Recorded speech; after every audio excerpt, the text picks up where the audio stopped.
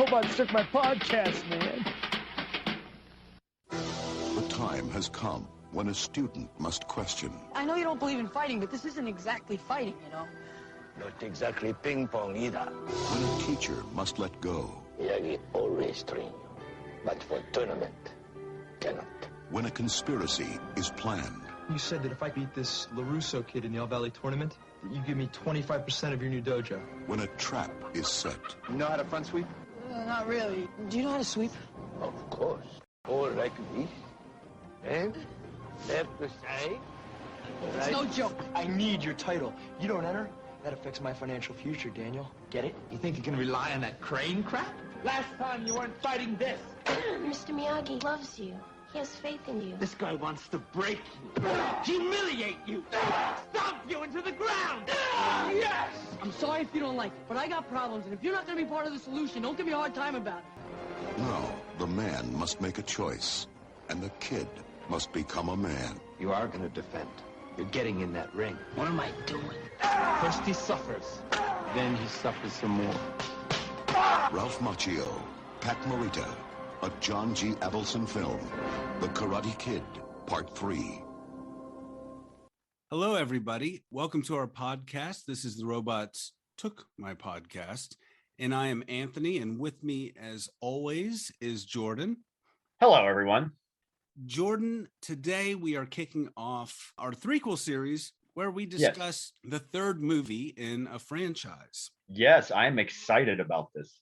A lot of the third movies and franchises are interesting for various reasons, right? Yes, they Sometimes they are a return to form, like Indiana Jones and the Last Crusade. Right. Sometimes they're even the best film of a trilogy, like The Good, the Bad, and the Ugly. And then some of them are better with time and maybe not quite as well received at the time, like Batman Forever, maybe. Batman Forever, which was almost a reboot kind of, and return to a different form. Yeah. Sometimes there's a confusing shift like Superman 3. Yes. Might as well have been a Richard Pryor movie. But yes, that's another. And sometimes they're an embarrassing mess, like the movie we're going to talk about today. Jordan, what movie are we talking about this episode? A movie that my dad didn't even remember it existed when I brought it up to him yesterday. The Karate Kid Part 3 from 1989. Why do people not remember this movie, Anthony? I think I know why, but I'm asking you, why do you think? Well, I've never seen this film before, so that's why I don't remember it. Were you aware it existed until we brought it up for the threequel series? I was vaguely aware. I never saw it as a kid when I saw most of the Karate Kid movies. Right. Isn't it weird that we only remember 1 and 2 out of the Karate Kid movies? This is a weird thing with the threequel in this kind of threequel area. This is a threequel that's kind of more enigmatic in a way. It's just very interesting in that respect. And I think the only reason anyone's really talking about this movie is because of Cobra Kai. The series on Netflix, Cobra Kai, yes, free plug, which I have watched all 4 seasons. And I have to say, it's amazing how it keeps me engaged. No spoilers on this one. I'm not going to spoil Cobra Kai. I'm not caught up, Jordan. We're going to spoil Karate Kid 3, unfortunately. Well, okay, spoiler alert. But if you've seen Karate Kid 1, you've basically seen Karate Kid 3. Yeah. And in fact, I know I read a quote from Ralph Macchio himself that he was never happy with Karate Kid Part 3 because he said the same thing. It's just a rehash of the first movie. And that's what annoyed him as an actor being in a third movie in this movie series. And I was going to say that this movie came out the summer once again of 1989. Now, this was a heavy, heavy summer. First, to kick the summer off, everybody was anticipating Batman, but Batman, the hype was building slowly. And then we had Indiana Jones and the Last Crusade come out. Talk about another third movie. And then Batman comes out, and Batman blows everything away as far as box office, as far as merchandising goes. Everything just goes through the roof. It's amazing. It's a big phenomenon. But we also have movies that help us forget that Karate Kid Part 3 existed that come out, like minor movies like The Abyss by James Cameron and Black Rain by Ridley Scott starring Michael Douglas. Yeah. There's a few more movies I'm probably leaving. Lethal Weapon 2 was a giant hit that summer as well, if you look at the grosses from that summer. So it's no wonder Karate Kid Part 3 maybe never had a chance in the summer of 89, technically. It just Well, didn't stand a chance against all this other heat. Although that's the odd part. I don't know why, because it showed its box office guns the last two times in 84, 86. well, okay. Karate Kid 3 was the third movie in a franchise, and a lot of times they're not always the most successful. Yes. You're kind of cashing in on the name. Not just box Brand. office, also script wise. Yes, as Yeah. well. Where they just can't figure out where to go with the character at that point. Yeah, exactly. So let's get into this. This movie is directed by John Avildsen, if I'm saying that correct. Yeah, same director as the other two Karate Kid, and also the director of the first Rocky and the fifth Rocky. Fifth Rocky. So he should Yeah. know what he's doing here. There's no excuse, Jordan. You would think Rocky 5 would be a better movie than Karate Kid 3. Unfortunately, no, that's another story in itself. Yeah. And so all-star cast still, we are reunited with Pat Morita Yes. as Mr. Miyagi. Who is excellent, by the way, I will say, as an actor. Good He's God. always awesome. Some power there with Pat Morita. Pat Morita power, everyone. Especially in this role. Iconic. Yes. And Ralph Macchio, who was 41 when they were filming. I think he was 47, maybe. he was 27, but I mean, you can tell he's aged a little bit. He is a baby face, but he's still aged. And should I bring that up here too? This movie's in an odd timeline. It's actually set only 2 years after the tournament in the first movie. Well, they mentioned 1 year. He says Or a you're year. I'm sorry. older. Yeah, because they say he fought in that tournament a year ago. A year ago. So we're in 1989 in reality, but yet in the movie world, we're in 1985. Yeah, exactly. I'm a little confused. This is like Back to the Future all over again. This is 5 years after the original Karate Kid movie, almost Yeah. into the 90s, right? Yeah. Like Back to the Future Part 2, still set around the same timeline. Only Back to the Future 2 is like, the next day, of course. But Yeah. So anyway, it picks up where the last movie ended. Karate Kid we see 2, flashbacks from all the other two movies, basically, right? And that's what I'm saying. They begin this movie for no reason. I don't know if they're trying to disown the second movie. They reference it, but Yeah. they pad the film length by, I don't know, 5 minutes of the original Karate Kid movie. Like anyone going to this movie doesn't remember the Karate Kid, right? Yeah. And how that ended. Why do we need to be reminded of that? But whatever, Yeah.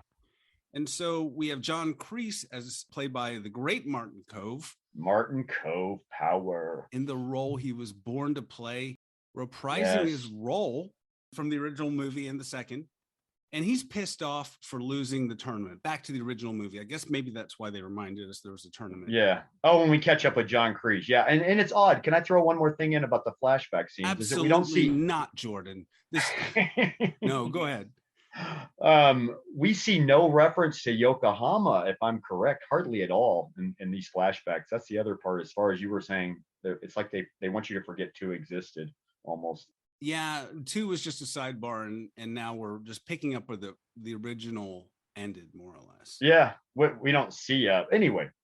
And we have John Kreese shamed in the Cobra Kai dojo, shamed from their loss at the All Valley tournament. Because as we saw in the flashback, Miyagi whooped his ass outside in the parking lot in part 2, at the beginning of part 2. We went back to that movie in the first part of this movie, yes. Yeah. So he's shamed both by Miyagi personally, and the second movie was all about honor and shame. So we're really picking up those themes here. Yeah. Thematically, it's a sequel to the second, but we're going back to the first. He's shamed because of the loss at the tournament and his loss to Miyagi. His fists were bloodied.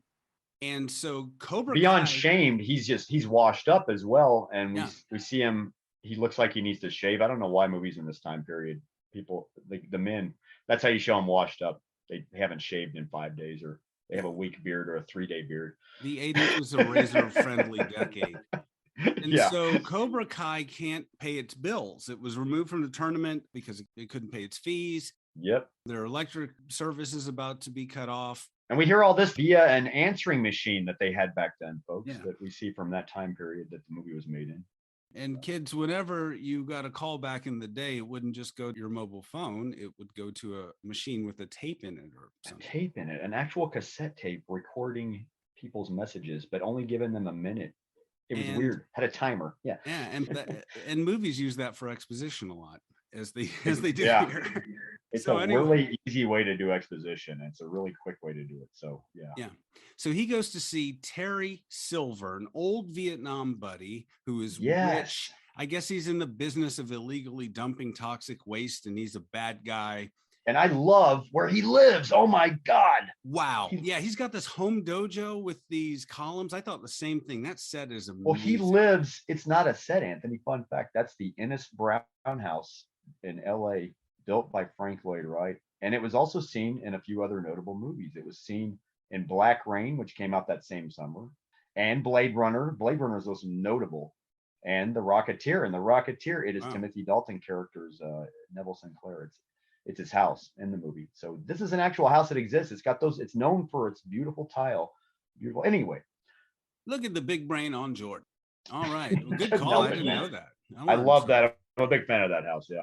The architecture is special. Yeah, but it's beautiful. It really adds production value to this otherwise. I don't think you can stick a camera in that house and get a bad angle, honestly. Yeah. That's my gut on that. Anyway, Wow. Unless Thomas Ian Griffith is delivering dialogue. And he, I'm just kidding. He does overplay the role a little bit like a comic book villain. And I feel he's very over the top and cartoonish. Yes. exactly. It's weird. The juxtaposition in this movie is like we see Pat Morita and Ralph Macchio, Mr. Miyagi and Daniel, characters that we have grown to love. And they're the same. Yeah. Okay? They have that chemistry. It's wonderful. And then we cut to these villains, Terry Silver and some of his henchmen, who feel like they should be in a Chuck Norris or Van Damme movie. It feels like they're in another movie. You know what I mean? Yeah, you nailed it actually there. And also, by the way, it not only stars Thomas Ian Griffith, but also his hair and his ponytail as well. Oh, man. I believe they had separate trailers on this movie, if I did my homework correctly. I mean, if his Separate contracts ponytail, even. Yeah. if his ponytail and Steven Seagal's ponytail got in a fight, his ponytail might win. Oh, for sure. For sure. And he was a Taekwondo black belt turned actor. Yeah, and Steven Seagal, by the way, is just lame ass kendo. Sorry to bring up Steven Seagal. I know you're not a fan. Okay. That's another episode, definitely. But he's 6'5" and he towers distractingly over everyone in this movie, especially Pat Morita. That's right, he does. Even he's a giant. He kind of towers over Martin. I guess Martin Cove's not that tall either. So yeah, I mean he's 6 foot or whatever. Well, when you have somebody who's that tall, it's distracting. Yeah, he is very tall though. Yeah, you're right. And he did go on to a direct-to-video career as action star back in the 90s, from what I know. Right after that, at least. So he kind of landed on his feet still, Thomas Ian Griffith. He was also in John Carpenter's Vampires, a very interesting I film. forgot about that. That's right. I remember that movie. Yeah, he's probably best known for that, I think. But anyway, was he old enough to be in Vietnam? Yeah, just about as old enough as Steven Seagal was to be in Cambodia. That's my only concern, too. Not to throw Seagal under the bus again, but Martin Cove is almost 20 years older than him. It's really weird. Martin Cove kind of looks more believable that he had been in Nam back then, even in 1984, 85. But yeah, so I guess you can suspend your disbelief a little bit. Maybe just he aged well. I don't know. Yeah, maybe that karate's been good to him. So he probably dyes his hair. His hair is probably really white. From some anyway, he's rich and doesn't have wrinkles. So anyway. Kreese comes to him and is like, oh man, I'm having all these problems. And he's like, no worries, old army buddy. You saved my butt a lot in Vietnam. He says, I came to say goodbye, more or less. Yeah. Basically, I've given up.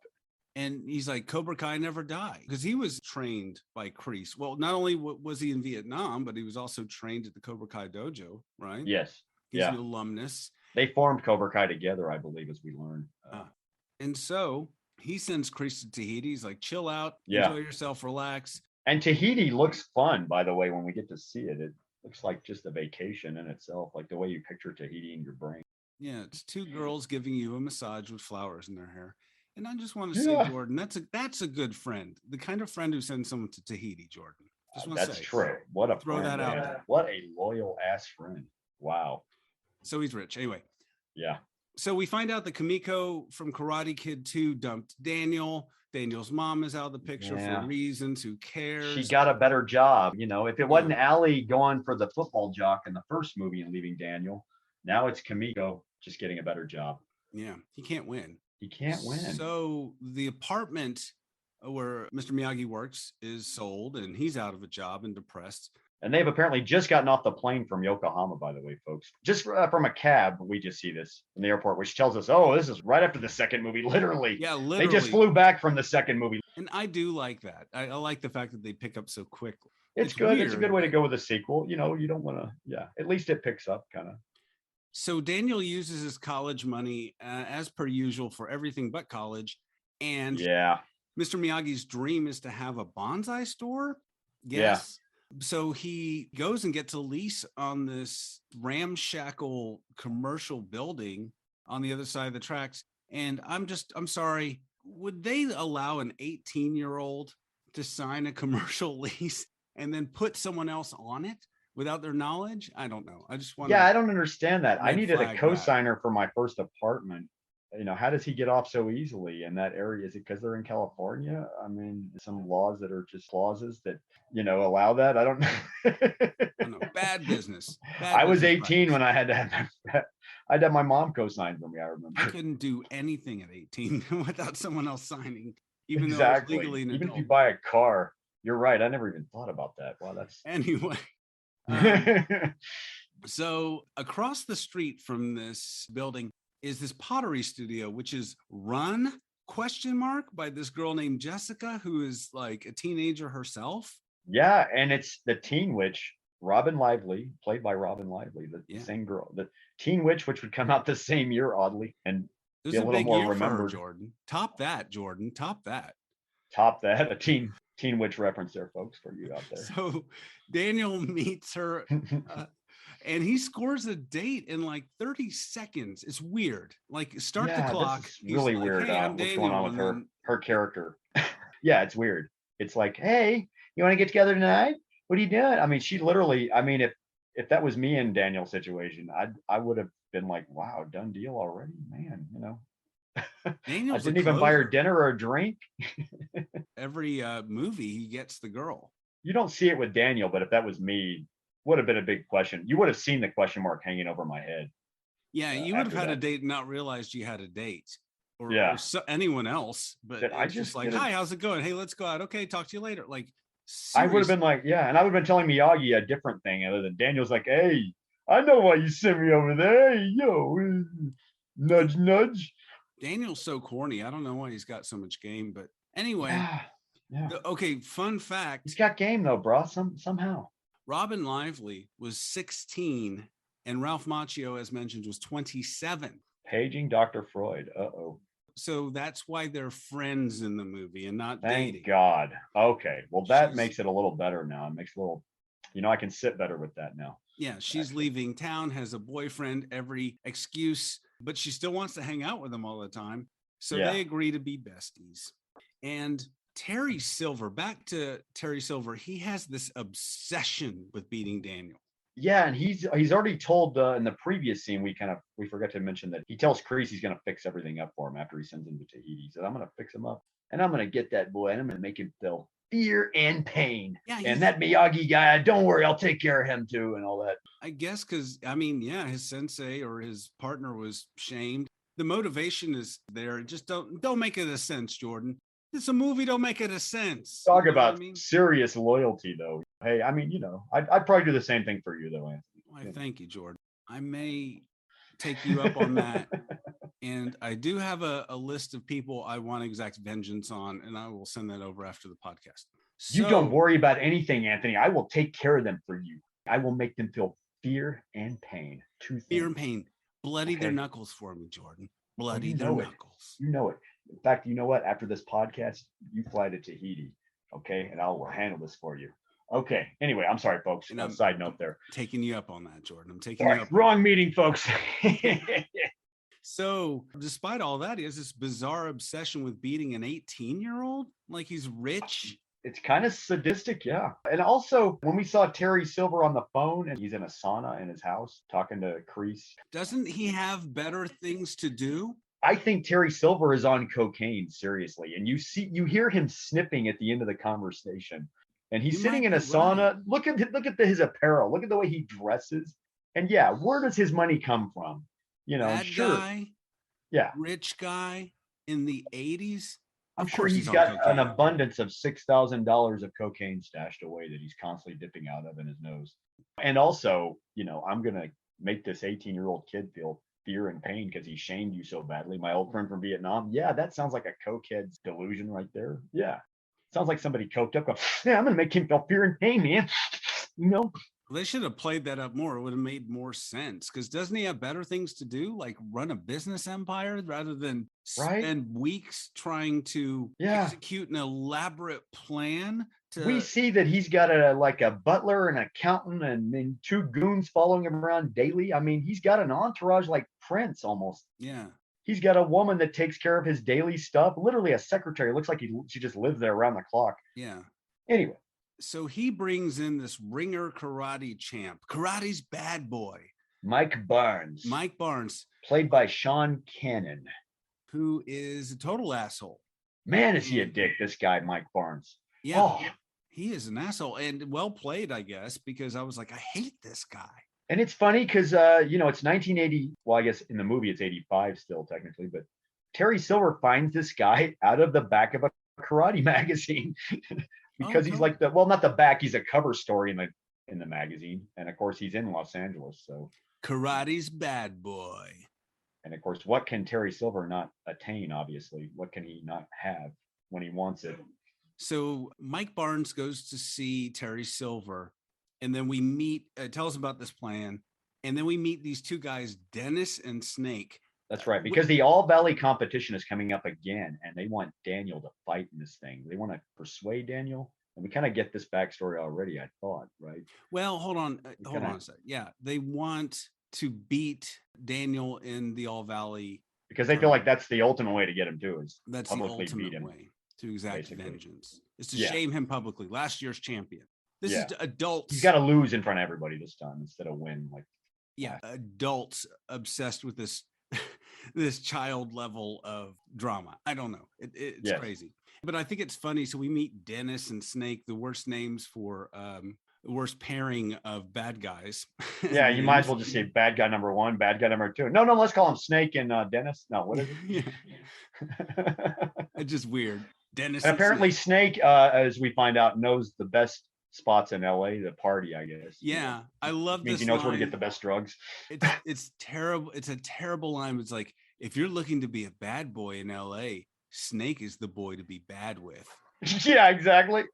I'll just let that line sit there, and I'll let you all just make your own jokes. If making friends as an adult were just always this easy, honestly.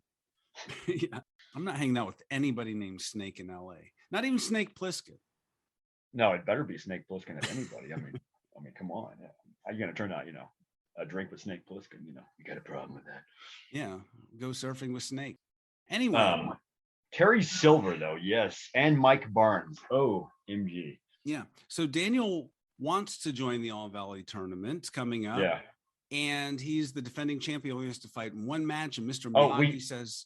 I hate to bring her up. We left out the fact that, Mike Barnes and Terry meet while Terry's in his hot tub once again, making a deal. In between making deals at his beautiful Ennis Brown house. And he negotiates for 50% of Mike Barnes' forthcoming Cobra Kai franchise. Yeah. That's as a part of his fee for being hired, taking down Daniel. Yeah. And he's a good negotiator. Yeah. And he's going to give him per diem on top of that, spending money. And of course, Snake to party with. Yeah. But yeah. Anyway, I'm sorry, I didn't mean to cut you off. So continue. So separately, Daniel wants to join the All Valley tournament. He's the defending champ, and he only has to fight in the final match. And then Mr. Miyagi says that karate isn't worth anything if it's used for a plastic trophy. So he's not going to train him. He doesn't want him to fight. Yeah. And that's his way of telling him. Because also, by the way, we left out that Daniel's mom has entrusted Daniel with Miyagi now, even though he's 18. I know. 19. I know. I thought that was weird too. She's away taking care of, I'm not making this up, folks. She's away taking care of his uncle who's sick with emphysema. But we forgot we forgot about that scene early on in the podcast for good reason, because obviously it has nothing to do with anything. There's nothing to do with anything. They get rid and then of here the I am bringing mom. it up. I'm sorry. She collects her check. She has 2 lines, and we get rid of her. And we have to explain all this, why Daniel's living with Mr. Miyagi, etc. So even though we didn't see her in the second movie, and they didn't even explain that, so yeah. Bam. So anyways, Mr. Miyagi's not about the tournament. And well, I want to say this, that one of the reasons we love these 2 characters is because they have great chemistry. It's like Doc Brown and Marty. Exactly. It's right up there. Yeah. Yeah. So I can understand his mom being like, oh, you Mr. Miyagi wants to take you to Japan. Oh, go ahead. Oh, Mr. Miyagi wants you to, I don't know, buy a bunch of cocaine from some Colombians. Go for it. Whatever. Mr. Miyagi knows best. I mean, whatever their situation is, she's just an absentee mom. Mr. Miyagi is the parent standing in. So yeah.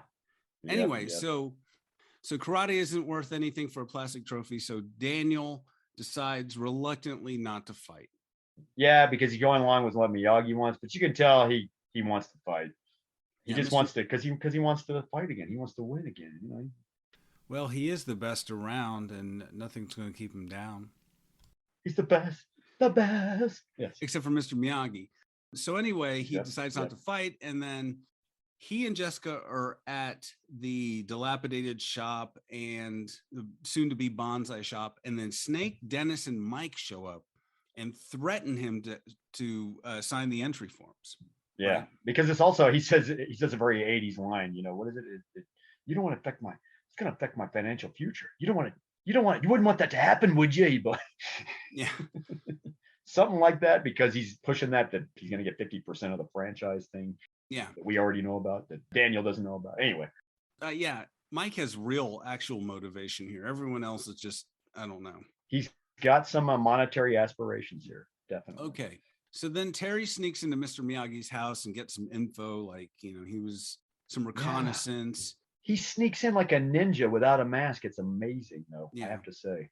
And he decides to go undercover as a poor person. Yeah, he picks out a car even. We show him in a line of cars at his nice mansion, basically his Ennis Brown house where he lives. Yeah, and he picks the poorest car out of there, like this little sort of foreign country truck. More like a truck you drive in like South America. Yeah. The side of a mountain, maybe. It's beat up. It's unbelievably beat up. I thought that was a funny scene. Normally someone's going through a line of nice cars and picks one, and this is the opposite. Like he's picking through jalopies. Yeah, exactly. Anyway, so then he goes undercover and he goes up to Mr. Miyagi's house when Mr. Miyagi and Daniel are there. He turns on the nice guy. Yeah. Exactly. He's like, I am from the dojo where Kreese studied, and my, sensei apologizes for his dishonorable actions at the tournament in the first movie. In the first movie, yeah. And then he says, Kreese was so distraught about this that he died of a heart attack. I buried him yesterday, is what he says, I think, yeah. And of course, and Daniel's more shocked than Miyagi in a weird way. Maybe Miyagi knows something's up already. I don't know. But Daniel's way more shocked than Miyagi. He has way more reaction even than Miyagi. Miyagi just kind of goes, too bad. Sorry to hear that. Yeah, and you wonder if Mr. Miyagi was suspecting something, because this guy's too slick and too slimy. And that had to be what it was. I mean, I just think Miyagi is no idiot. Yeah. That's what I like to think, at least, that he's no idiot. He knows what's going on here, even with the plot. But maybe that's what it is. Maybe that's why he doesn't. Daniel has this reaction like, what? Kreese dead? What? But Daniel also has this reaction of he can't believe it. It's kind of shocking and sudden. Anyway. And so Jessica and Daniel are back at the shop in the scene, very much like the one that happened earlier. And then the LA Bad Boys show up again and fight. Again. Yeah. Jeez. They're harassing him. They just won't let him go. And they want him to join the tournament, sign these forms. They keep handing him these forms. It's almost like when I was in junior high and I didn't want to play the Christmas concert band, and I refused, and even had a note from my mom. And it's almost like if somebody came back and went, you need to play that Christmas concert. You need to play that Christmas concert, man. Sign that form. Get your mom to sign that form. Can you imagine? It'd be just as dumb. That's why it kind of feels stupid the way they're trying to get him to sign this application for the All Valley tournament. Yeah, the Christmas concert might even make more sense than the All Valley tournament. They should have just followed his mother around and got the cosigner automatically, and then damn, they could have already had him in there. Damn. Or just forged his signature. I don't know. Yeah, why didn't they just forge a signature? Exactly. It's like they follow him around like he owes them money. It's bizarre. It's not like they do anything proper as it is. It's like, yeah. So Daniel won't join the tournament, and then they just start kicking his ass. And Jessica's there, right? And I thought she pulled a karate move, Jordan. I thought I saw a karate move come out of her. No, I think, well, yeah, she tried a little move, but it obviously, that's the odd part, that Barnes kicks Jessica into the chest, though. That's the fucked up part. He actually kicks a woman. Yeah, it was crazy. And it's not like she's Cynthia Rothrock. Yeah, I mean, I think she does try a move, yeah, but it doesn't, it's so quick and sudden, and it's unsuccessful. They had a ghost scene kind of showing her how her pottery motions are like karate, so maybe that's right. Anyway, before Ghost, by the way, folks, a year before Ghost, oddly, pottery scene. I mean, it wasn't that sensual. No, not as sensual though. No. Anyway, so Daniel's getting his ass kicked, which I like. I mean, I don't like Daniel's getting his ass kicked, but I mean, again, they're setting up the stakes, and this guy Mike Barnes is good. He's really good, and he's whooping Daniel's ass. Yeah, and the only thing the only problem I have is, why is Daniel not a badass by now after 2 movies already and being trained twice? Even what he learned in Yokohama, with Cho Zan. I'm sorry to nerd out here, but why is he not a bigger badass at this point, Anthony? I mean, I agree with you. So the movie can happen, Jordan. I mean, I don't know. Yes, to quote the pitch guy, that's the only way to explain it, is the pitch meeting guy on YouTube. So the movie can happen. Exactly. I mean... But anyway, he's getting his ass whooped. They're tearing up the shop that they're trying so hard to build. And then Mr. Miyagi shows up out of nowhere for no reason. Deus Ex Machina, Jordan's favorite word, fights Barnes, whoops his ass. Then they leave. They jump in a car like a Mustang, and they're doing donuts in the street. The wet LA streets, Jordan. They're always wet in every movie. Always wet. Very humid in LA, I guess. It rains all the time. It didn't rain earlier in this movie, but boy, they're wet. Yeah. Anyway, there is terrible music in this fight scene. It's orchestral. Yeah. It's Bill Conti, though. Bill Conti's good. Bill Conti of Rocky Tower, but for some reason, I don't know. He just maybe... The music isn't pulled off. Maybe he was busy with the Oscars that year. He did compose the Oscars every year around that time. It doesn't really fit the scene. It's kind of orchestral. And the problem is that normally Avildsen is good about picking themes, right? Avildsen was no slouch as a director. Absolutely. He did another movie I remember called The Power of One that was set over in South Africa. And it was a strong movie, even almost Oscar caliber. I don't know why it didn't get an Oscar, but anyway, yeah. So he's normally good with music. And John Avildsen, yes. Yeah, the theme to this movie, right? We had such powerful themes in the first and even the second movie, that Survivor song. Anyway, yeah, we had a few rockin' songs. I mean, they sometimes worked on the first movie. The first movie kind of feels, that's the thing about Cobra Kai series, not without spoilers on Cobra Kai, compared to the movies. I noticed the movies kind of feel dated, but Cobra Kai is what's interesting. It makes it feel more, I don't know, more up to date, more modern. Yeah. Oh, you think these movies are dated? Anyway, I'll tell you how dated they are. I hate to say that. I'm sorry. They have a song by Little River Band. Wasn't that like a 70s easy listening? That. I was going to bring that up. Listen to Your Heart, which is it's a It sounds like it's done by Chicago, though. That's the weird thing. You'd never know it was Friday night. It was late. I was walking home and got down to the gate, and I was dreaming of the night. Not those guys, no. From the 70s, no. It was a serviceable 80s soft rock ballad from a 70s band. It seems like it's out of place for a teen movie. Boy, does it. I mean, weak. Like I said, though, it sounds like a Chicago song. Though. Yeah. A Chicago song or a Peter Cetera song. Peter Cetera from Chicago, folks. Yeah, exactly. We will play a little bit of that at the end like we normally do, so you can judge for yourself. Oh, nice. That'll be great. So then they find out, Mr. Miyagi and Daniel find out that the bad guys, the bad boys of LA, have stolen the bonsai trees that they were going to sell. This was after Miyagi swooped in to save the day, Deus Ex Machina style. Yes. Yeah, right after. Whoop their asses.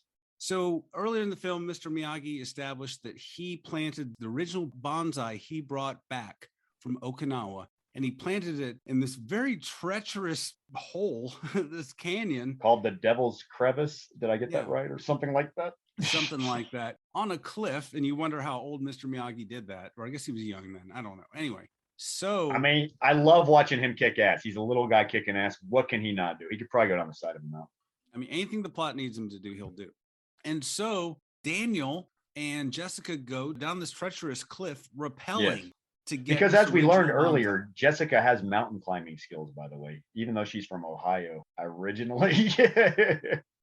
I mean, a lot of people don't know that Ohio is quite mountainous, Jordan. There's Quite treacherous, yeah. a couple 14-footers in Ohio. But Yeah. anyway, so then this turns into a rappelling movie, and they're rappelling down the side of the cliff, and, Yeah. and it turns into Cliffhanger Jr. It becomes very suspenseful, and you're like, oh, great. Well, come on, Daniel, don't be a wuss. Come on. He's like, oh, I almost lost my stuff. Oh my God. We have another sport. We have rappelling in a Karate Kid movie. It's just really strange. That is weird. Yeah, I agree with that. I thought that threw me off too the first time I saw it on cable as a kid. Yeah. So there's rappelling antics, and the bad boys from LA show up and then pull up their ropes because these guys know where they are always. How do they know? Amazing how they know back then without cell phones or even Google tracking or, The plot whispers to them. I don't know. Anyway, well, yeah, it's crazy. It's crazy. They're rappelling, they're at the bottom, and then they get the tree, and the tree falls down the bottom. And I really felt for this tree. They really set up this tree as a character in the movie. It's weird. I never thought I would feel for a tree in a movie. But yeah. No, it's really well done in a way. And the It's tree gives weird, one of the yeah. best performances in this film, Jordan. That tree deserved an Oscar. So, I don't know if that tree's teacher was Stanislavski or Stella Adler or one of those people, but amazing. That bonsai, you're right, it deserved an award. very method, but it shows on film. Anyway, And it survives after being split down the middle even. It did its own stunts. so the bad boys pull up the rappelling ropes and they're stuck at the bottom, and then they say, we're not going to drop the ropes down, and the tides come in because there's a little hole. Until you sign this form. It's like over and over again. I mean, with this form, Jordan, it's amazing. We're almost tired of like hearing it after a while. Sign the application, Russo. I mean, I'll sign the application at this point. Anyway, Really? Hand it to me so- off screen. I'll sign it for you. So at the bottom of this hole, Daniel has both the form and a pen in his pocket, because who doesn't take a pen when they're rappelling? Yeah, I always like to have a pen in my pocket when I'm going down the side of a mountain, especially. Totally. You never know. When you have What to if I've sign got to something. make a note there, Anthony? Yeah, What if I get a crazy idea? I got to make a note of it or I'm going to forget. good point. Even if So I'm going down the side of a mountain, sure. So then they pull the ropes and pull them back up, and they take the tree. They give us the tree. He throws the tree up, and then what do they do to the poor tree, Jordan? They hold the tree and they threaten it. Yeah, and they're like, oh, they think they're either going to throw it over the edge, and then dickhead Barnes just splits it down the middle like a dick, just literally like. So it's broken down the middle, and it looks kind of it looks a little damaged. It's kind of sad. You really feel for that tree. Yeah, poor tree. And then, so anyways, Danny returns the tree to Miyagi, I guess, at this point. Yeah, And he he feels retur- really bad about it because he said, I was trying to do the right thing, pull it. And even though Miyagi never asked him to pull it, Danny took Yeah. it upon himself to do all this. Mr. Miyagi actually wanted that tree to stay there to protect it. And then He Daniel, wanted it to stay in the Devil's Crevice or whatever they call it. Yeah. The cauldron, Devil's Cauldron, I think it's. what yeah, it's something called. like that. Yeah. And so Daniel's upset. He wants the bad boys to stop all this abuse. And so Yeah. he decides to join the tournament. And then Mr. Miyagi's like, no, I'm not going to train you. Well, he So- was bullied into signing, right? He signed the form already after Yeah. all that. So now incident, he's the last got to incident. join. Yeah. So, But he needs Miyagi to train him. Yes, I'm sorry. But yeah. and you're right. And he needs Mr. Miyagi to train him. And then Daniel's training, and Barnes shows up out of nowhere in Mr. Miyagi's backyard and just starts fighting. Oh, yeah. Basically, Mike Barnes shows up in his backyard. This is after he's already got him to sign, and he's still bullying him. I can't remember why. And him and Daniel throw down, get into it. And The plot needs him to bully him because yeah, Terry Silver shows up to save the day, exactly. which it seems obviously it's calculated by Silver himself, Yeah. obviously. So He saves him in quotes. saves him. Yeah, exactly. He says, "If I ever see you touching this kid, and all that, and save it for the tournament." And it looks calculated, obviously. It's staged by Silver because we already know Silver and Barnes are in cahoots with each other. So Yeah, Silver just looks like a bad guy. I wouldn't trust this guy. He seems like he's up to something. I mean, he's made to look oily for a reason, isn't he? With his Yeah. hair slick and oily like a car dealer, the way he talks and everything. Yeah. You know, yeah, why would anybody trust this guy, honestly? Except for Daniel, who's Daniel, who has nobody else except for Miyagi, nobody else in the whole area of Southern California. he turns his back on Miyagi. And what does he do, Jordan? He does the most unthinkable thing. He decides to train under Terry Silver At Cobra Kai. At Dojo. Cobra Kai. What a shanda, as they would say. Is that a Hebrew word, I guess, or a Jewish word? Yes. Means like shame. You know, what a shame. What a shame to Miyagi. Behind Miyagi's back. Yeah, behind Miyagi's back. How, oh my, what a betrayal. And they even, Silver even asked, like, did you, so what did Miyagi say? Well, he doesn't really know about it, so let's try to keep it on the down low. What people? Why? Why? What have you done to this universe, Karate Kid 3 universe? Why have you forsaken me? I'm sorry. This is some sort of Mandela effect. This whole movie feels like a Mandela effect. I'm sorry. I feel a little emotional. You know, the first Karate Kid movie, I remember it made you feel like you could be a winner coming out of that movie. This movie, I don't know. This movie makes you question who you want to talk to. if even poor innocent Daniel is training at Cobra Kai, anything can happen now. So then anything can happen. Yeah, Bizarro's going to show up with Superman now in this universe and train at Cobra Kai. So exactly. Anyway, Silver starts training Daniel, and he's teaching him things that Mr. Miyagi never did, like leg kicks and just basically the sweep. This is leg sweeps. Sweep kick, I guess. Yeah. And so Daniel is being seduced by the dark side of karate. Yes. This is like Luke being trained by Vader almost. Silver says, "Release your anger. Only your hatred can destroy Barnes." Yeah. Very emperor-like. Terry Silver. And the first thing he says is, "A man can't stand, a man can't fight," which I love. And he's going to say more stuff like this, people. Yeah. Man can't breathe, man can't fight. Man can't see, man can't fight. Man can't roll, man can't smoke. Oh, no, I just made that one up.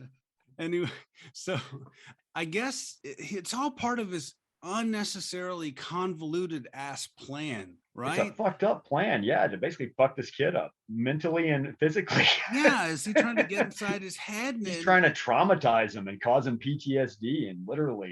Or is he trying to teach them moves so that they can anticipate what he's going to do in the tournament? I don't know. Maybe if Terry Silver had access to a time machine, he'd go back in time and fucking show Daniel a monster to traumatize him and fuck him up even more so. It wouldn't be beneath him. I don't think it'd be that far beneath him even to find a time machine in this movie.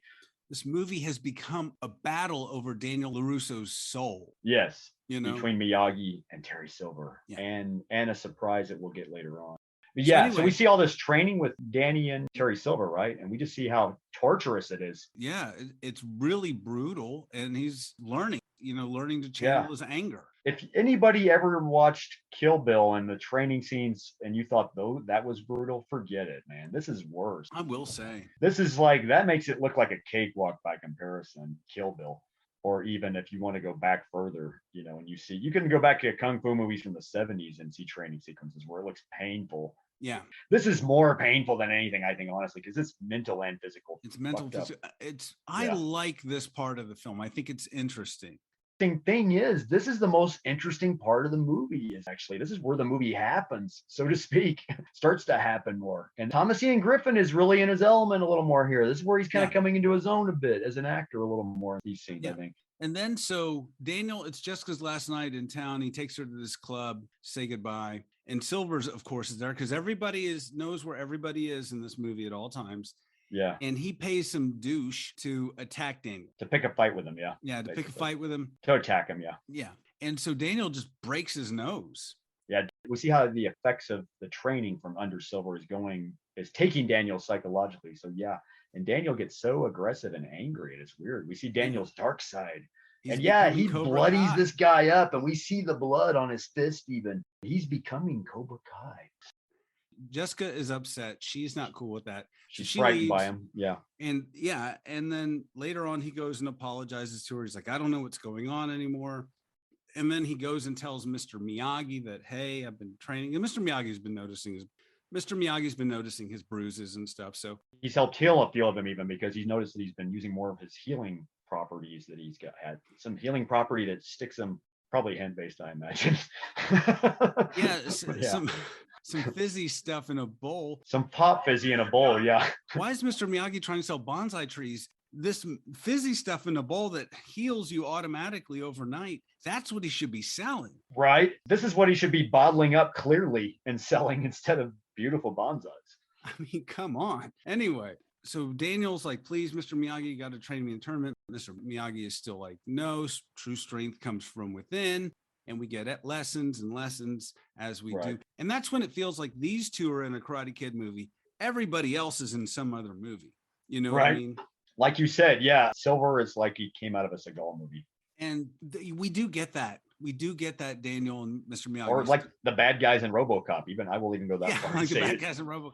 And so we do get those scenes between these two, and that's why we go to these movies, and we do get those. There's very great scenes between Pat Morita and Ralph Macchio as actors. Yes, definitely. A lot of great chemistry between them. Still, even in this movie, despite its faults, for sure.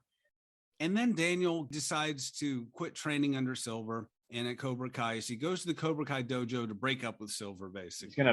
Pretty much. That's a good way of putting it. Breaking up. And Silver is there. I'm sorry, this isn't working out for me. It's not you, it's me. Silver's there training with Michael Barnes just to lead into the. Okay, number one, it doesn't matter when you go to Cobra Kai dojo. It can be the middle of the night. There's somebody going to be there. You know what I mean? That's the weird thing. Yeah, somebody's always there 24/7 at Cobra Kai. It's like nobody ever turns the lights off around there. And it's Silver. Like Silver just hangs out there 24 hours a day just in case Daniel shows up.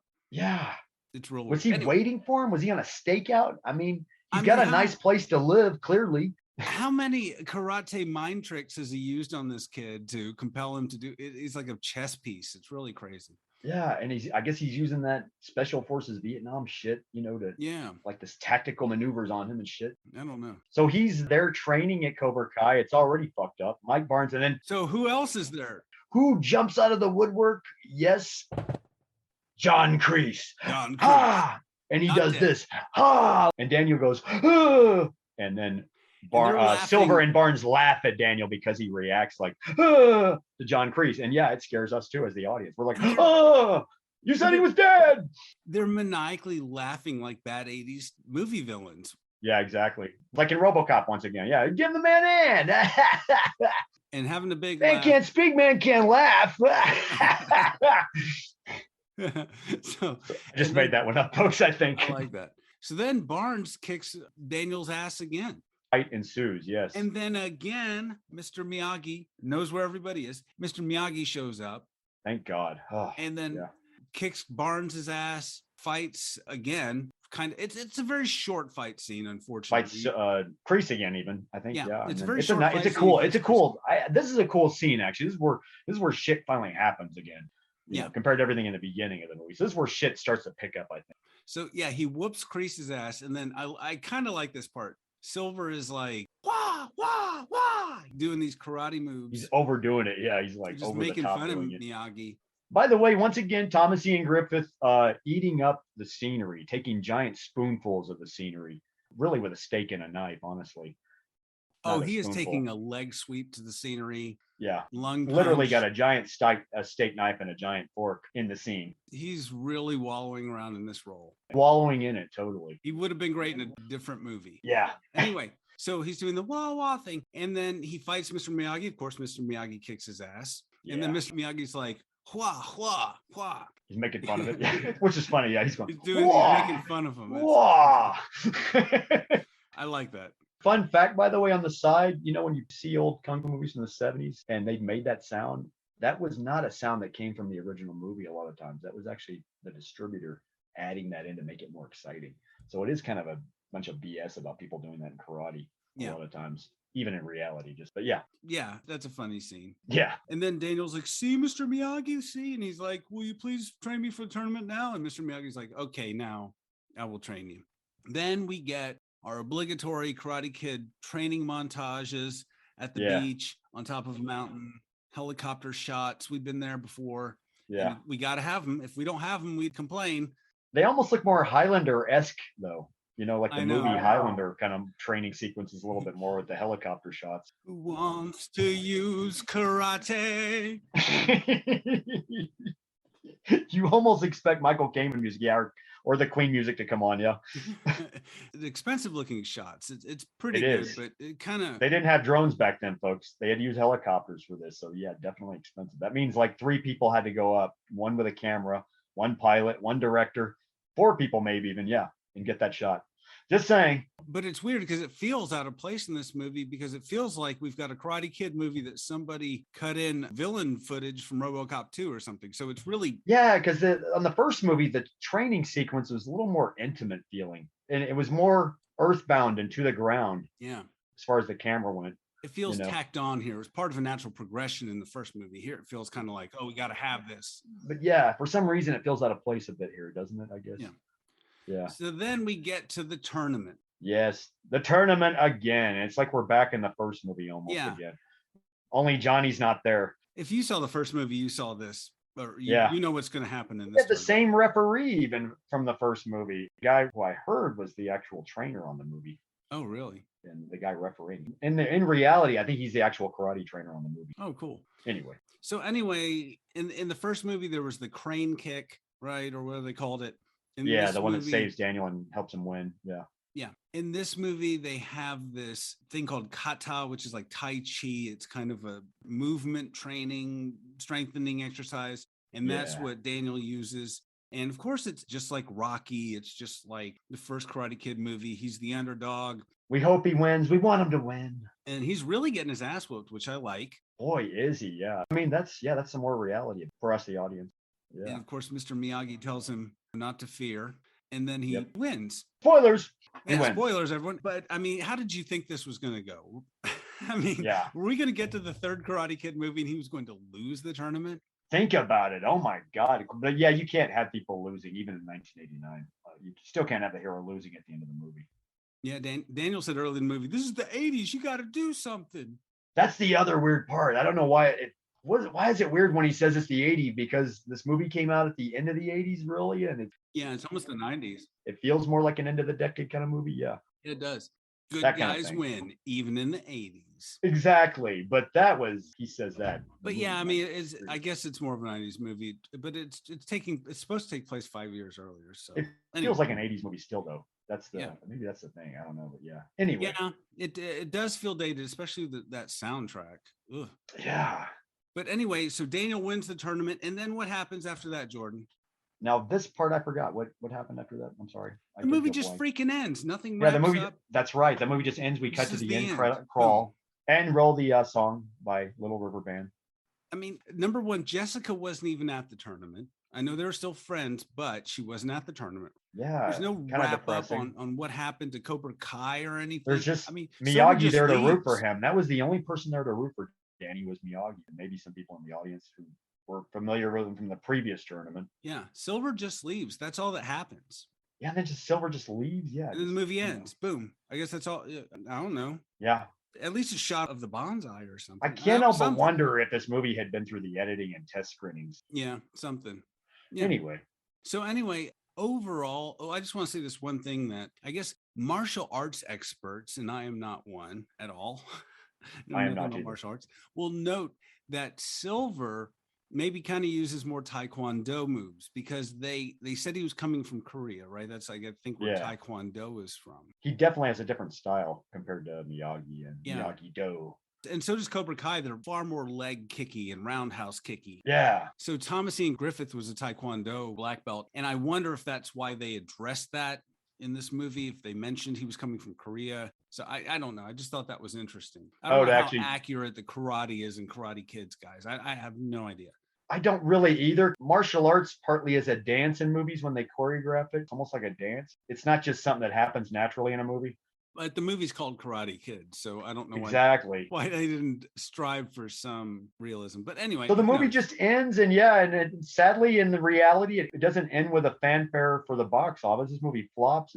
I think this movie must have been out for 5 days back in 1989, and that was it, honestly. Direct to video after that, direct to cable. Yeah. So this movie, Jordan, according to Wikipedia, asterisk, cost 12.5 million. Box office was 38.9. You're like, that's not that bad. Okay, yeah, it would seem But not that bad. Let me tell you what Karate Kid 1 and 2 did, right? Oh, here comes Karate the Kid sad 1 part. on a budget of 8 million made $131.1 million. I can't whistle. Oh, It made some money. Yeah. Karate Kid 2 on a budget of 13 million, right? Wow, only a little bit more. $115.1 million. Ooh, that's so we get to 13 million, and then 38 million, $39 million. They did about as well as a Disney movie. That's still enough to warrant Hilary Swank sequel years later. Oh, of course, yes. We got the next Karate Kid starring Hilary Swank, young, unknown Hilary Swank at that point. Yeah. But it's connected to the Karate Kid universe because Miyagi teaches her Miyagi-Do. I think. I haven't seen the movies. To steal from Dan Larson, like, is it canon? I don't know. Yeah. You have to watch that. It's clearly canonical, though, because Miyagi's there. It makes you wonder who else Miyagi might have trained other than Daniel and Hilary Swank. Yeah. So anyways, this movie, I think it feels like a cheap cash-in, honestly. Yeah. There's a weak script, lazy direction, bad editing. I think, fun fact, too, this was around the time Columbia was being sold off to Sony. And so that might have been Sony trying to get some stuff moving here. I could be wrong. Before that, Columbia was owned by Coca-Cola, I think. Yeah, it's honestly, it just feels rushed. Just the plot, like, okay. The script does feel rushed. And Machio showed up. Their scenes are good, right? The Mr. Miyagi-Daniel scenes are good. Yeah. It's kind of like a blown opportunity, isn't it? Yeah. In a lot of areas. Yeah. The story around them is a B-movie plot. Yeah. It's a cheesy 80s actioner. Yeah. But it also has the feel of the first movie, which doesn't work in this instance. I mean, they could have done a lot of different things. Like Daniel could have come back. He could have been better at karate and used it and kicked someone's ass and then has to deal with the repercussions of that. Or yeah, why not have had Daniel mentor they could have already gone the Cobra Kai direction. Why not have Daniel come back from Yokohama and Daniel sees a kid who reminds him of himself, who's younger a little bit. Maybe he's an adolescent kid getting picked on and he teaches that kid karate. Maybe he becomes Miyagi, he becomes the mentor. Yeah. We could go back in time, Anthony, and Tracy. fix Karate Kid Part 3. Yeah, exactly. Yeah, fine. Pull Charlie Korsmo in. He's a little kid getting picked on. Exactly. Hire him. Bam. There's the plot right there. I mean, Jordan, they could have done anything. They could have had, okay, so Daniel's training a new student. He gets too big for his britches. Yeah. You know what I mean? And then like an angry teenager or something, he conflicts with Miyagi. Even what if even Daniel and Mr. Miyagi could have come to blows? Like you said, Daniel becomes too big for his britches. Yeah, he's going to the dark side. Whoa. That's next level. A Mr. Miyagi Daniel I mean, think about it. The relationship is paternal anyway, right? So he can't spank him. What's he going to do but fight him? And he knows better than Daniel, of course, how to fight. So that would have made an interesting dynamic a little there. That would have made an interesting scene. And of course, and then have him squeeze Daniel's nose at the end of the fight, just like in Part 2 all over again, to teach him a lesson kind of thing. I mean, that would have been, and then, they're friends all over again after the fight. Sure. I'm not saying they would totally go to the dark side, but yeah, you know what I mean? Think about the possibilities here. They could have happened with Karate Kid 3 back then that they missed, because they were, we need to go back to the first movie and not mess with the formula. I mean, that's the movie I wanted to see. And they still could have had some of the villains and some of the other things. That part was over the top. That's where the conflict came from. And you're right. Maybe it should have been between Mr. Miyagi and I mean, he kind of turns against him a little bit, but they didn't explore that fully. They didn't take that to the nose honking degree. Exactly. There's a lot of missed opportunity here when you think about it, I guess, with this script. I mean, that could have happened. You still could have had John Kreese come back. Hell, bring Johnny Lawrence back in. Why was Johnny Lawrence? Johnny Lawrence was still, obviously we met up with him in Cobra Kai. He could have had a redemption. He could have turned against Cobra Kai. He could have turned against Kreese or something. I mean, the worlds of opportunity versus the TV movie of the week. Have him and Daniel fight again too. Yeah. Have Johnny Lawrence go to Terry Silver and learn more shit, learn more method so he can try to whoop Danny's ass. There's your plot right there too. Why couldn't they go that direction? Well, I think Cobra Kai, the show, is filling a lot of those definitely, because I think there was so much potential with this that's That's what they're doing. Yeah. It's like, oh wait, we didn't do this and this. Cobra Kai's Now's making the up for a time. lot of missed opportunities in all the movies. Don't get me wrong. Yeah, Cobra Kai does it well. Cobra Kai takes a very modern approach to Karate Kid and gives you a new story and a reboot on top of that and a sequel on top of that. It's amazing. I don't know how they do it. Even by season 4, and they're going to go to season 5 from what I hear now. Even more possibilities. Yeah. Wow. Still places to go in this story. Yeah, and that's a fun aside, but they didn't do any of that in this movie, Jordan. Yeah. Come on, don't have the same of the first movie. You got to have some of the same of the first movie, but you got to change it up a little bit. Come on, Pete.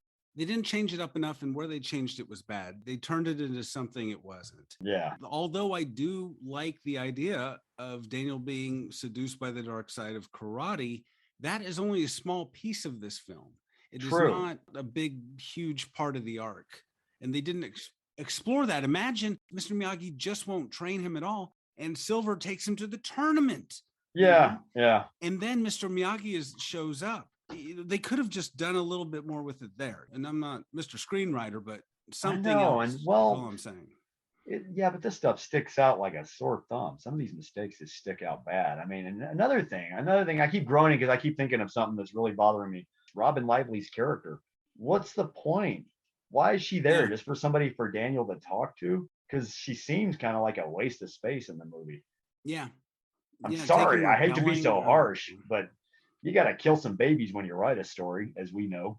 I guess they just need the female, not even a love presence, interest, which makes it weird. Presence, because she's not even a love interest. She's just, and I'm not against Daniel having a female friend. But what if Daniel trained her? Exactly. That could have been the plot right there. There you go. She's getting picked on. Yeah, have him train her. Yeah, that kind of thing. She's getting picked on. It's like Teen Witch all over again. Yeah, instead, this time we got Robin Lively learning karate instead of witchcraft to kick ass. Bam. Yeah. There's your movie. Bam. Good double feature, Karate Kid 3 and Teen Witch. Check it out. There you go. Drive-in double feature back then. I see it already on the marquee. Now, this movie did not win any Oscars or any Golden Globes, but it was nominated for a Razzie, Jordan. No. John Avildsen. You say. I am shocked. John Avildsen was nominated for Worst Director for this film. Oh, it's a bit harsh, but I can see that. Yeah. But he was beat out that year. Do you know who beat it? Who won the Razzie for Worst Director in 1989, Jordan? I don't actually know this. You do know who beat out John? I do. You don't recall? But it was William Shatner for Star Trek V, The Final Frontier. That makes sense. Totally, actually. Another movie from 1989 that more people remembered than Karate Kid Part 3. Than this movie, sadly. Yeah. Another movie that got swallowed up by another movie that swallowed up Karate Kid 3. It probably made more money. I don't know how much money. These movies all look like bigger fish by comparison. That's the sad. You'd think Karate Kid 3 could hold its own because consider the first movie came out the summer of '84. That was a heavy summer too. If you look back, talking threequels, we had Star Trek 3 come out that summer and rake in a lot of money. Yeah. We had Ghostbusters come in out of nowhere and rake in a lot of money. And Karate Kid came out that summer, and it held its own as a little movie that could compared to everything. That was the amazing part of that movie, too. Karate Kid 3 was not the best around that year. Yeah. And all the other movies beat up on it, metaphorically. And then the next year, 1990, just for fun, I'll mention this, that John Avildsen was again nominated for a Razzie for the Worst Director. And what movie was that, Jordan? Oh, no. 1990. Was that Rocky V then? Oh my God. Rocky V. Good memory. Yeah. Oh my God. I just talk about not doing the math. That was a year apart. Oh, poor Avildsen, man. Ouch. That stings. Even for me, that stings. And I wasn't Avildsen. Yeah. That still stings. Anyway, I'm torn on this movie. It's kind of so bad it's good. Part of me is like, this is terrible. Why am I watching this? Like, I was thinking like, Jordan-san, why do you have me watching this movie? I had to kick off our threequel series in an interesting way somehow, Anthony. But there are fun elements and oddly enough things it does pretty well. It just doesn't explore the things it touches on that are interesting. It doubles down on what worked before to a fault. It could have gone more places, I guess, than it did. They could have done anything else. They could have gone a lot more. Yeah. I mean, it seems like I said, I was quoting Ralph Macchio earlier. It seems like there was pressure from the studio to do the first movie again. Yeah. To not really change up the formula any. They just wanted to keep the formula somehow the same, thinking of it like a recipe kind of thing. And that's what what Hollywood mistake does too. That's what they do, though. Yeah, it's a business. Yeah, the next movie was just like this. Like, how many of the Karate Kid movies are someone's getting picked on, train them, there's a tournament or what have you, or a final fight? Yeah, it's not just Karate Kid. Man, they could have gone more here, though. I mean, like I said, Daniel should have already been up to par at that point a little bit. That would have been the interesting thing. Was Daniel can kick ass. Maybe he's going to mentor somebody, and then he's going to whoop some ass too, and then. Maybe Miyagi teaches him something secret, next, some secret ancient method that he didn't know about before that's going to really whoop somebody's ass or whoop 5 people at once, Or maybe Mr. Miyagi's like, you're not ready to teach. Or maybe we find out Miyagi is Morpheus to Danny's Neo, and this is all the Matrix basically in the 80s, man. Wow. That would have been... I don't know. That would have been an interesting movie. I'm pontificating, I know here. More interesting than this film for sure. Daniel-san, red pill and blue pill. Take one. You wake up in your bed tomorrow. That'd be, I'd like to see that movie. Okay. So Jordan, any final thoughts on this? Did you learn any lessons from this movie? I learned that, a man can't stand, a man can't fight, Anthony. I learned that from Terry Silver. If a man can't roll, a man can't smoke. A man can't see, a man can't fight. I love these Terry Silver zingers. I could go all day with this shit, honestly. I could do this all day. It belonged to a different movie. It honestly did. Man can't speak, man can't laugh, Anthony. Yeah. I learned a lot about bonsai trees in this film. I did too. I do love the line. I do love that deep line, though. All about the roots. Yeah. Good roots. Good roots. You need strong roots. That was kind of deep, I will say. But yeah, I learned more about bonsais than I actually knew once again. It's a Karate Kid movie. It has Karate Kid moments, but it's, like I said, it's what's caked around it, which is weird. Yeah. We should have had Danny in a street fight by this point, right? Something. Some kind of rough street fight where he whoops 5 guys at once. Yeah. Why have him be a Karate Kid again? He should have been a man at this point. Yeah. Ooh. Karate Man. I'm sure somebody used that joke already. I'm sure. Oh, really? Probably. I'm sure, yeah. Anyway, guys, check it out. If you're watching Cobra Kai or you just are a completist or a huge fan of the Karate Kid series, then you've probably seen this already. My first time. Yeah. In Cobra Kai, they might be flashing back to this at some point, I'm sure. I bet money. Yeah. Oh, yeah. How would you rate this, Anthony? Let's see. I would give it 5, and I'm being generous, 5 out of 10 leg sweeps, only because there are some interesting things, and I love that relationship between Miyagi and Daniel, and it's in here, so yeah, it's only in half of the movie, but yeah. What about you? I'll be generous, I'll give this 3 black belts out of 5. You make me do conversion, Jordan. Now I gotta do the math. Like, how does that match with mine?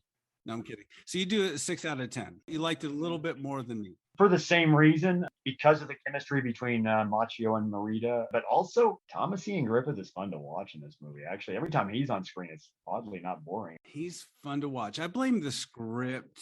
Yeah, I blame the script and direction. Maybe even he could have kind of toned it down a little bit, and I don't know. But it is cheesy and fun. All right, Jordan. Well, it's been great talking with you about movies. It's been great talking with you, Anthony. I am sorry I made you suffer through Karate Kid Part 3. And the first of our threequel series. This movie tried to fight me at the All Valley tournament, and I won. I survived. Did you have Barnes showing up at your apartment, making you sign the application? I know. Watch this movie. Sign the application, Anthony. Why are you doing this to me, Anthony? Okay, Jordan. And thank you, everyone, for listening. And next time we will watch some other movie, probably, sadly, with a lot less karate and bonsai trees. And we will continue our threequel series as well with, well, we haven't decided yet, I guess. But we haven't decided. It's going to be. We've got a whole list of movies, though, in the threequel categories. There's so many threequels out there. Yep. There's so much fun to have. It's going to be exciting, folks. So yeah. Hope you enjoyed this. And thanks for anybody that started listening out there. We love you. Thank you. Honestly, that's from the bottom of my heart and his heart. Yeah, honestly, yeah. Abraham and me. That's not bad. Yeah, we hope you have as much fun as listening as we do talking. So. Totally. All right, everyone. Jordan, take care, and we will meet again. To You talk too, about Anthony. movies. And remember, Anthony, man can't see, man can't fight. Man can't breathe, man can't fight. Man can't stand, man can't fight. All right. The robots took my podcast, man.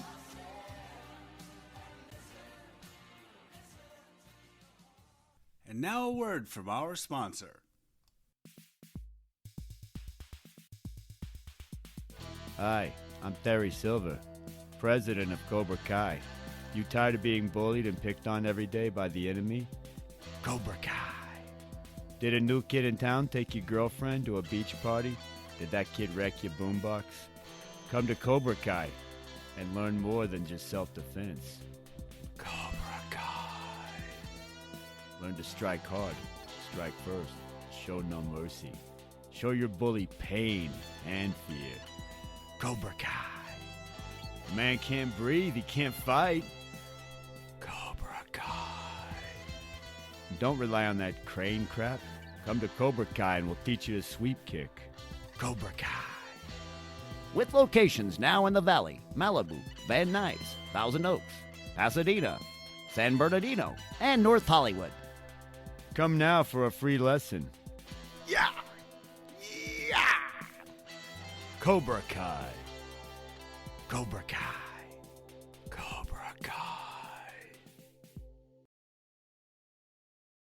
All trailers, clips, music, or any other copyrighted material are used sparingly, edited from their original forms, and used for the purposes of criticism, discussion, commentary, and education about these fine films.